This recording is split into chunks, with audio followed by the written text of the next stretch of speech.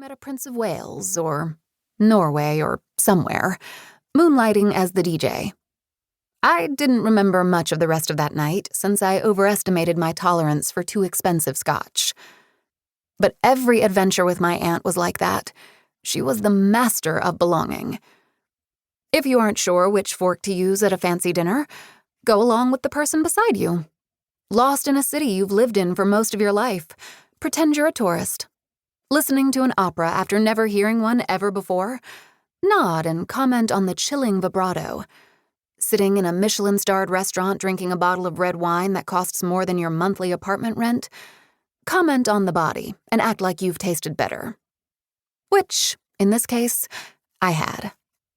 The $2 bottle of wine from Trader Joe's tasted better than this, but the delicious small plates made up for it. Bacon-wrapped dates and fried goat cheese drizzled in lavender honey and smoked trout fritters that melted in your mouth.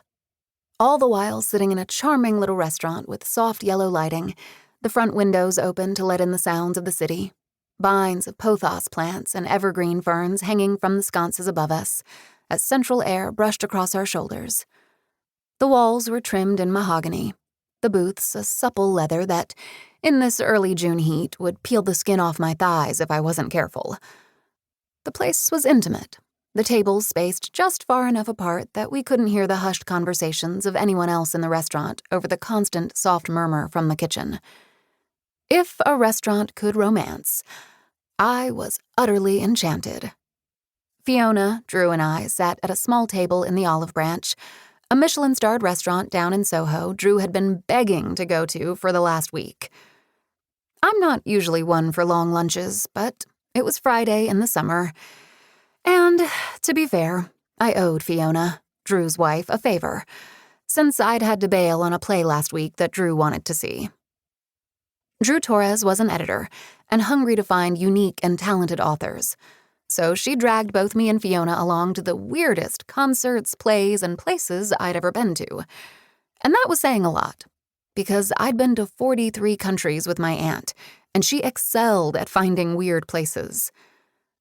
This, however, was very, very nice. "This is officially the fanciest lunch I've ever been to," Fiona announced, popping another bacon-wrapped date into her mouth. It was the only thing we'd ordered so far that she could eat. The rare Wagyu slices were out of the question for a person 7 months pregnant. Fiona was tall and waifish, with dyed periwinkle hair and pale white skin. She had dark freckles across her cheeks and always wore kitschy earrings she found at flea markets on the weekends. Today's flavor was metal snakes with signs in their mouths that read, "Fuck off." She was Strauss & Adder's best in-house designer. Beside her sat Drew, spearing another Wagyu slice. She was a newly minted senior editor at Strauss & Adder, with long, curly black hair and warm brown skin. She always dressed like she was about to go on an excavation in Egypt in 1910, and today was no different. Supple tan trousers and a pressed white button-down and suspenders. Sitting with them, I felt a little underdressed in my free egg-very-thing cafe t-shirt from my parents' favorite diner, light-wash jeans and red flats I'd had since college, duct tape on the soles because I couldn't bear to part with them. I was going on 3 days without washing my hair, and the dry shampoo only did so much. But I'd been late to work this morning, so I hadn't thought a lot about it. I was a senior publicist at Strauss & Adder, a perpetual planner, and somehow I had not planned for this outing in the slightest. To be fair, it was a summer Friday, and I hadn't expected anyone to be in the office today. "It is really fancy in here," I agreed. "It's much better than that poetry reading in the village." Fiona nodded. "Though I did enjoy how all of their drinks were named after dead poets." I made a face. The Emily Dickinson gave me the worst hangover. Drew looked incredibly proud of herself. "Isn't this place just so nice?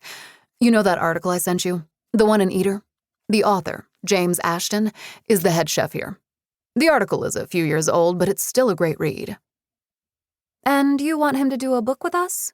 Fiona asked. "For what? A cookbook?" Drew seemed genuinely hurt. "What do you take me for, a plebeian?